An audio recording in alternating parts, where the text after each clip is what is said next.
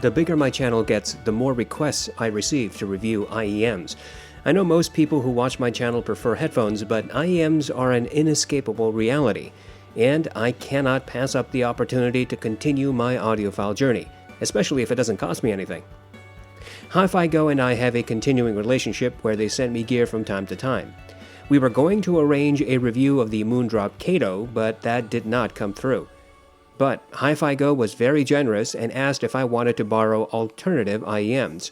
They offered to loan me the Dethonray Tender 1 and the Shure EJ07M. Today, we are going to take a look at the Tender 1. This is a nearly $700 IEM with planar drivers. Some people would call this the, quote, middle tier of IEMs. Others, however, have just popped their eyes back into their sockets. Dethonray has been around for some amount of time. I've seen their gear on eBay. The most recent hyped product from them is the Honey portable amp, which costs $700. The Tender 1 is, as far as I can tell, Dethonray's first planar driver IEM. The company sells this IEM and says that it has smooth, highly detailed sound with high resolution clarity and a wide soundstage. They say this product will provide natural timbre and tonality and, quote, a soft and charming sound. As if these descriptions weren't vague enough, Dethonray has more to say. They claim that the Tender 1 has a smooth, musical, warm sound tuning that brings life to your music and makes it enjoyable. I don't know what makes it enjoyable. Is it the life or the music? The bass is, quote, full-bodied. The vocals are lush. The treble is smooth and non-fatiguing. Okay, why can't companies just tell us the specifics and give us frequency response graphs that might give us a general idea? The Tender 1 costs $700, as I mentioned. I'm saying that again because I want to highlight this little fact. You see, when I opened the box, all I found was the IEMs, a cable, and some ear tips. The box itself is nothing special. I scratched my head wondering if the previous reviewer had forgotten to put everything back in the box before shipping it to me. So I checked websites and product photos. Nope. What I got is really all that's included, for $700. Anyway, the Tender 1 itself is made of aluminum. It does have a bit of weight to it. It is also a fairly large IEM. The casing is machined quite well. There's no sharp edge anywhere. It's simply a silky, smooth texture. The Tender 1 comes with an MMCX cable that terminates in 3.5mm. This cable, by the way, is no better than the one you might be able to buy for $30 on Amazon. I wouldn't be surprised if it's the same thing. The cable tends to transmit some microphonics. The ear tips are fairly generic. You get one set of foam ear tips and several silicone ear tips. You get some wide bore and some narrower ear tips. Your guess is as good as mine as how these are supposed to modify the sound of this IEM. As for fit and comfort, look, this is going to be an individual assessment, but for me, the fit is not secure. Even with the foam tips, the Tender 1 is simply unable to sit within my ears for more than a few minutes. I have to constantly readjust them and push them deeper into my ear canal. This means that I'm always fidgeting with the placement. I have similar issues with the Moondrop Starfield. But other than the somewhat awkward fit, the Tender 1 is easy to wear. I can usually keep them in for about 2 to 2.5 hours before needing a break. The more I looked at the Tender 1, the more I questioned where the $700 is actually going. Clearly, this IEM has perfectly good build, but it's nothing remotely exceptional. IEMs that cost a fraction of its price have equally good build. I am flummoxed by the terrible packaging and accessories, at least when you consider the price you're paying. Nothing is labeled in the box, the ear tips are thrown in with generic plastic bags, the cable has no unique attributes, and you can easily find a similar cable online. I tried. In fact, I found one from KB Ear that looks eerily similar to the one shipped with the Tender 1. Here, take a look. And this is a $23 cable. Here's a doozy that you might not have noticed. Did you see a case in the box? No? Good. Then it's not my imagination. Dethonray could not be bothered to include a simple case, not even a cloth bag, nothing, zip, nada, for $700. If you think I'm a little annoyed, you're absolutely correct. I didn't even pay for this IEM, and I'm irritated with the lack of premium accessories for a premium price tag. Clearly, you're not going to buy the Tender One for its packaging, accessories, or universal fit. Maybe it can convince you with its sound. To test the Tender One, I used it with various devices. This includes my RME 80i2 DAC, the Modi Liquid Spark stack, and my Lotu POS 6000. I used the stock accessories. I listened with the black wide-bore ear tips. I played music from Amazon Music HD and listened to my test playlist. The Tender One is a reasonably sensitive IEM. Dethonray recommends no more than 10 milliwatts, and I tend to agree. This IEM does not need much power. Plug it into your dongle DAC or desktop amp. You're not going to hear any difference in performance due to the extra power.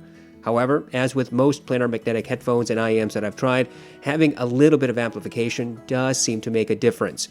So, if you plug this directly into your cell phone that still has an audio jack, you might not get the full experience versus plugging it into a dongle DAC. Dethonray claims that the bass is full-bodied. I literally have no idea what that's supposed to mean. But my tests indicate that the Tender One has a bass roll-off. In Mountains by Hans Zimmer, there's a rumble from the start of the song. It is supposed to be immediately audible. The Tender One just barely rendered this detail. The transients was fast, about as fast as with a typical planar driver. Separation of sub-bass from mid-bass was above average, I think.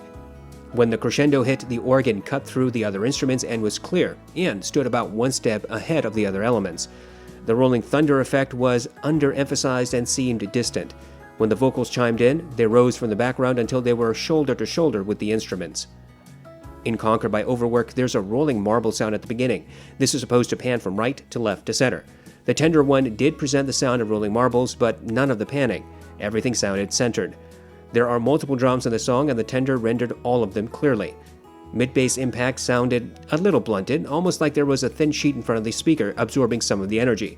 There was minimal melding among the other drums. I listened to several hip-hop songs, including Pure Water, New Patek, Reel It In, and Uproar. On each occasion, the Tender One failed to fully present the sub-bass. Subwoofers sounded distant, like it was in another room. The drums were louder, but still sounded like they were behind some physical object that absorbed some of their energy. Compared to the neutral Moondrop Quarks, the bass response was clearly louder, more present, with greater reverberation on that $12 IEM versus this $700 product. On the Tender One, vocals were 2 steps ahead of instruments and retained their sparkle. I listened to my Sicario playlist. I use these songs to determine if there's any audible bass distortion. I listened from low to well beyond safe volumes. The Tender One repeatedly distorted, particularly in the left earbud. The distortion would appear, for example, on the Liquid Spark with its volume knob around 12 o'clock on low gain. I tried switching cables, reinserting the ear tips, changing ear tips, trying different bassy tracks, using various amps, and the result was consistent. The Tender One is among a very small number of IEMs and headphones that distorts audibly in the bass. On the other hand, if you listen at lower casual volumes, this may not be an issue. And if your music does not have the type of bass emphasis found in the Sicario soundtrack, then you are ultimately unlikely to run into this issue. Still, it might still be an issue. Overall, the Tender One has a bass roll-off. Sub-bass is underemphasized to the point where you'll probably crank the volume up to get more sub-bass presence. And at that point, you might hear some bass distortion. Mid-bass is closer to neutral, but sounds a little distant, like there's some energy missing or being absorbed. Bass clarity is above average and on par with planar drivers. Dethonray says the mids are warm and lush. My tests indicate that they are slightly forward. In Orla Gartland's song Why Am I Like This, there's natural vocal grain and sibilance mixed in. The Tender One marginally accentuated both details. This was a little different from the neutral Moondrop Quarks presentation. The Quarks have a bit less sibilance and grain in comparison. Vocals were usually 2 steps ahead of instruments on the Tender One. There was good clarity between the drums and the guitar, and minimal melding. In Want You Back by Haim, the Tender One again marginally emphasized vocal sibilance. It was not a big departure from the Quarks, but it was noticeable. At 8 seconds into the track, the primary singer says the word "we" and drags it out, making it sound gravelly. The Tender One presented this detail clearly. There are 2 backup vocalists whose voices are supposed to be in either ear tips. The Tender One did also properly recreate this detail. However, when the instruments played at maximum, the backup voices melded into one voice. There was good separation among the drums, guitar, and piano. The bass was barely audible. In Superposition by Young the Giant, the tenor one clearly rendered the ukulele. The drums sounded a little bit muffled, and the bass was distant. The primary male vocalist's voice was smooth. His sibilance was not emphasized. There's a backup vocalist in this track, and his voice is layered beneath the primaries. Most IEMs and headphones cannot separate these voices. The tenor one could not either. Between 1 minute and 10 and 1 minute and 20 seconds, there are supposed to be sharp intakes of breaths. The tenor one made these sound more like shallow gasps. Overall, the tenor one appears to have slightly forward mids. Vocals usually stand out in a mix. There's a very slight emphasis in female sibilance and vocal grain. I don't think the tenor one is too far from neutral in this region. Dethonray says that the treble is smooth and non-fatiguing. My tests indicate that the treble is close to neutral but seems to have a slight upper treble roll-off. In Scherzo for X-Wings, the tenor one rendered the brass and horns clearly. Their higher pitched notes were smooth. Some IEMs and headphones emphasize the upper treble, but the tenor one seems to keep that region under control. However, those higher notes were slightly rolled off, less audible, less clear, less emphasized than on the more neutral Moondrop Quarks. There's about average clarity in the treble region, which allowed me to hear group sets easily. However, the tenor one does not have width, depth, or verticality. In other words, I could not hear instruments closer or further in the wings, and sounds never came from above or below. This was a typical stereo effect. In Flight from the City, the tenor one made the piano sound like it was about 8 feet away. The bassy notes were noticeably rolled off. The cello sounded smooth and melded with the piano only slightly. I could just barely hear the pops and sizzles and electric buzzing sound effects. Further, I struggled to hear the creaking of wood on the pianist's bench and the sound of the cello's weight being shifted. In Take 5 of the Dave Brubeck Quartet, the tenor one presented the piano in the right, drums in the left, saxophone center, and the bass very distantly in the background. The saxophone was one step ahead of the other instruments. Even its high-pitched notes were easy to listen to, not piercing or harsh. The drums sounded a little muffled in comparison to all the other instruments. The cymbals are struck at different positions, which should result in varying tonalities. The tenor one made all cymbal strikes sound the same. Overall, the tenor one appears to have a marginal roll-off, but it's fairly close to neutral. No matter the song or volume, I could not get the tenor one to sound harsh or piercing. There's about average clarity in this region. Dethonray claims that the tenor one is detailed. That depends on your definition of detail. I mean, the tenor one does present details. It's not an analytical IEM, however. Obvious details are present, but subtle, nuanced details are not going to jump out. Twangs of guitar strings in a simple composition, multiple vocalists, pops and sizzles, electric buzzing, intakes of breaths, all of these can be heard, but not all of them are clear. I have a quantitative test for detail retrieval. I use Kazuki's song New Light, which has layers of details. This includes the sound of wind, rustling of grass, children playing, synth, piano, and footsteps. I count the number of footsteps I can hear in the first 60 seconds. The Tin Hi-Fi T2 and T2 Evo present 7 to 8 footsteps. The T2 Plus and Blonde BL05 present 6 to 7. The Heidi's MS2 presents 8 to 9. The Moondrop Starfield presents 6. The Aria presents 7. The The Audio Legacy 2 provides 6 to 7 footsteps. The Moondrop Quarks provides 5 to 6 footsteps. The Blonde BL03 and the Triple Wind Melee each presents 5 to 6 footsteps. The tenor one rendered 7 clear footsteps. For my detail resolution scale, I use the Moondrop Aria and the Starfield as the average performers. Any IEM that provides more or less footsteps is judged accordingly. Thus, on my scale, the BL03 would be considered below average and the T2 would be above average. The tenor one's performance in this test is similar to that of the Moondrop Aria. It is about average. Dethonray says that the tenor one has wide soundstage. That, again, depends on your experience with other IEMs. The tenor one does not have super wide soundstage. It is, in my opinion, about average to maybe above average. This IEM does not provide anything other than a stereo left and right presentation. Sounds never come from above, below, or spaced into the wings. Just as with the detail resolution test, I also have a scale for soundstage. For me, this involves, yet again, using the Moondrop Aria and the Starfield as the average performers. Anything that has greater or lesser soundstage is judged accordingly. The Tin Hi-Fi T2 has above average soundstage. The Heidi's MS2 is similar to the T2 in this regard. The Blonde BL03 and the BL05S are average at best and perhaps slightly below average in soundstage, depending on proper fit. The Starfield, Aria, and Quarks are average. I would say that the Tender 1 soundstage is a little bit wider than that of the Starfield, Aria, and Quarks. I think that the T2 is marginally wider than the Tender 1. The type of ear tips you use will affect soundstage. So, foam ear tips might give you a smaller soundstage, and concurrently, you might hear wider soundstage with alternative ear tips. Dethonray, much like many other companies, does not provide meaningful descriptions of the sound signature of their product. What does the Tender 1 sound like? Use your imagination based off the vague stuff Dethonray says. My experience with this product does leave one very specific idea, however. Dethonray says that this IEM sounds smooth, and I think that's probably a correct descriptor. The bass is clearly rolled off. I have no doubt that the sub-bass is significantly underemphasized. This is true to form with planar drivers in general. Mid-bass is closer to neutral, but oddly, it always seemed as though some energy was missing. Drums sounded a little blunted. The mids are very slightly ahead and probably close to neutral. Female sibilants and vocal grain receive a marginal emphasis. All vocals are easily 1 to 2 steps ahead in their respective mixes. Timbre sounds accurate. Treble seems to be nearly neutral. There is a slight roll-off in the upper treble range.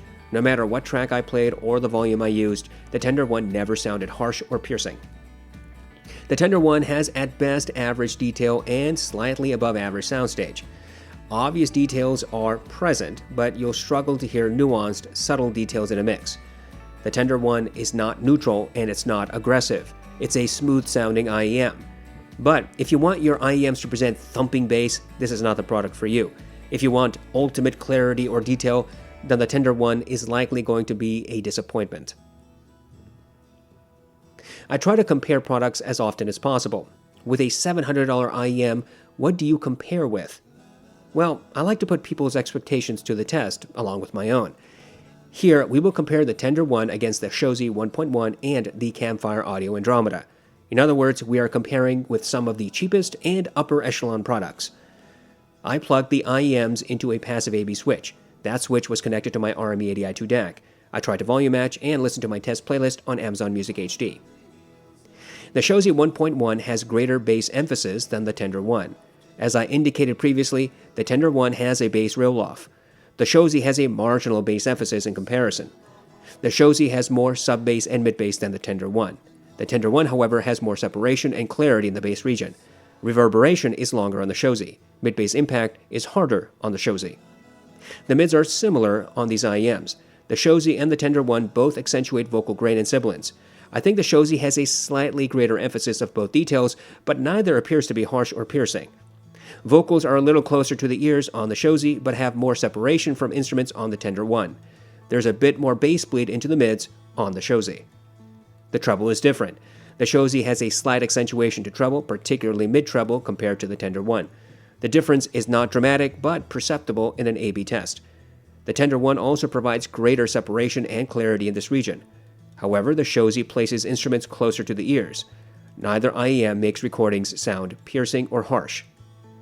The Tender 1 has wider soundstage and slightly greater detail retrieval. In my New Light test, the Shozy presented 6 footsteps compared to the Tender 1's 7. The Tender 1 and Andromeda have slightly different bass responses. It seemed that the Andromeda had similar sub-bass rendition as the Tender 1. However, the Andromeda had more neutral mid-bass and harder mid-bass impact. Separation of sub-bass from mid-bass was very similar, but I think the edge is to the Tender 1. Overall clarity and separation in this region is slightly more audible on the Tender 1. The mids are not the same between these IEMs. The Andromeda appears to have closer to neutral presentation. It does not accentuate vocal grain or sibilance.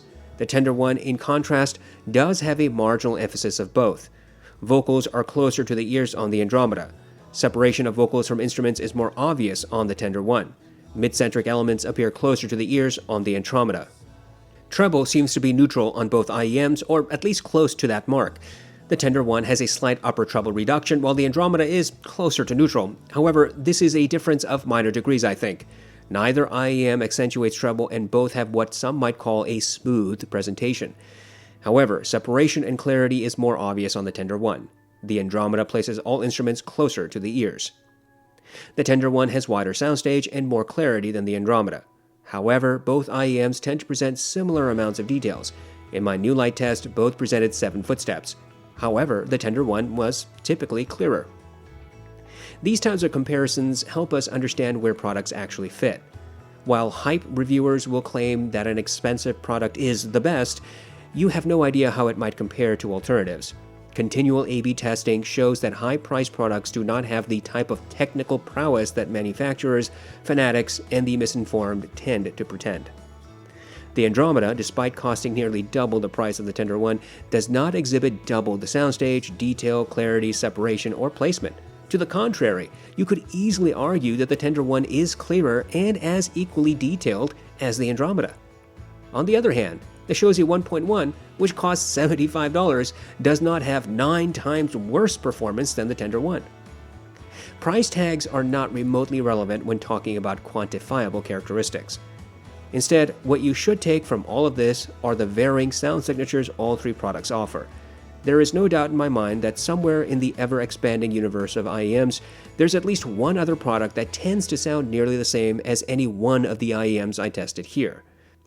That being said, all of these could be your preferred product, or you could reject all of them for a litany of viable reasons.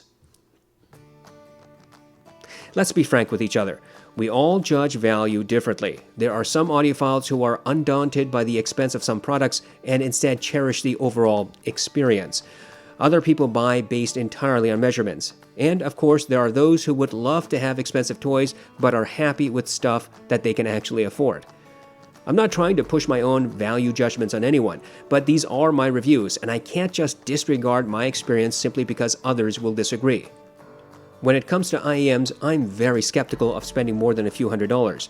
The reason is because the market is flooded with these products. It's a deluge, a proverbial tsunami of endless releases month after month. It is impossible to know what is a new product and what is a rebranded rehash of something that did not sell well several years ago. I judge value for IEMs based upon performance, build, accessories, and company, which are the same standards I use when I make value judgments for DACs, amps, and headphones. The Dethonray Tender 1 has to be competent in all of these factors to make a fighting show when it comes to value, at least for me. But I just don't think it does. Let's first dispense with the overall sound signature. When Dethonray says that the Tender 1 is a smooth, musical, warm-sounding IEM, I think you'll very quickly learn that some of this isn't exactly accurate. Smoothness is pretty subjective, but there are a few key aspects I look for when determining if a headphone or IEM sounds smooth. For example, I try to determine whether there is any sibilance harshness or accentuated vocal grain or exaggerated treble. In my view, if a product marginally accentuates these characteristics, it's not necessarily harsh sounding, and it might still appear to sound smooth, at least to me. With the Tender 1, I think the marketing about its smoothness is probably accurate.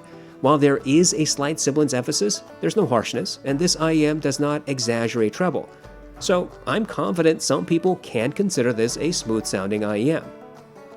I have no idea what musical is supposed to mean. It's one of those amorphous, pointless audiophile terms. It's not helpful, and I can't begin to discuss it. Warm sounding, however, is a concept we can grasp.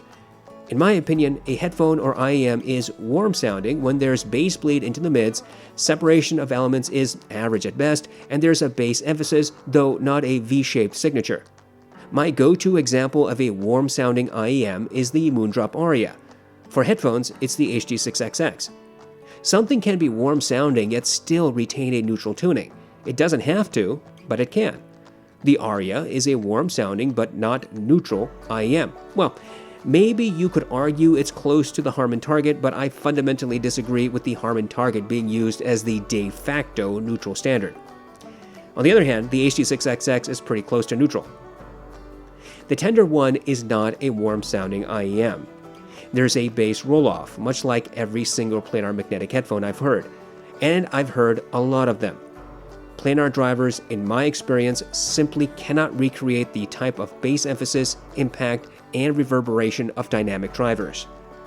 Anyway, the The Tender One also has a very little bass bleed into the mids. The mids, particularly vocals, are not presented close to the ears. Compare against the Shozy 1.1 and the Campfire Audio Andromeda. Both of these IEMs present vocals closer to the ears with less separation from instruments. The Tender One is a different experience. So, while I will agree that people will probably think that the Tender One has a smooth sound, I find it hard to believe many will come to consider the Tender One a warm-sounding IEM. The Tender One has a perfectly agreeable sound signature. Maybe it will excite you, maybe you'll be thoroughly disappointed, and maybe you'll be somewhere in the middle. What I found, however, is that the Tender One does not have technical superiority. It does not excel in detail retrieval, does not have Soundstage that is wider than a $50 IEM, does not have the clarity or separation or placement that would shame every other IEM below its price range. True, the Tender One did present differences in these categories when compared against the Shozy 1.1 and the Andromeda, but that does not mean that the Tender One beats all other options. In fact, the Heidi's MS2 has more detail and clarity than the Tender One. The Tin Hi-Fi T2 and T2 Plus have as much detail, clarity, and soundstage as the Tender One, at least. Yeah, all of these IEMs have rather different sound signatures from the Tender One, but the technicalities I'm referring to are more quantitative. So, where does this leave us? If the Tender One is average or above average, does that mean it's a terrible product? Not at all. It's a perfectly good IEM. The problem is the price. At nearly $700, Dethonray needed to provide a compelling reason to spend money on the Tender One, and I think there's simply no objective rationale to spend that type of cash.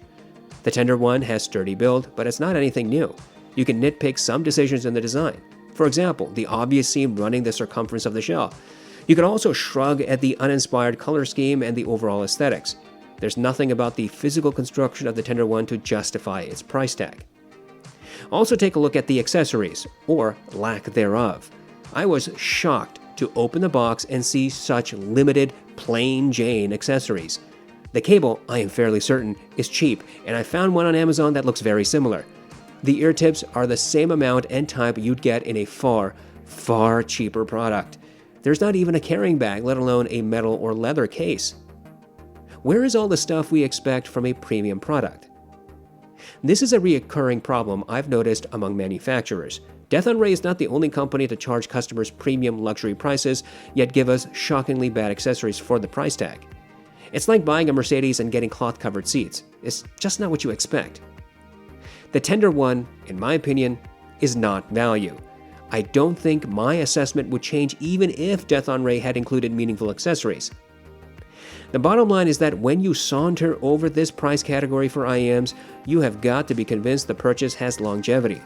There are so many IEM alternatives in the market that it's a shame Dethonray could not differentiate itself more. While I thoroughly enjoyed the sound signature, it is hard for me to justify its price. But that's me. If you feel like you need to spend $700, go right ahead.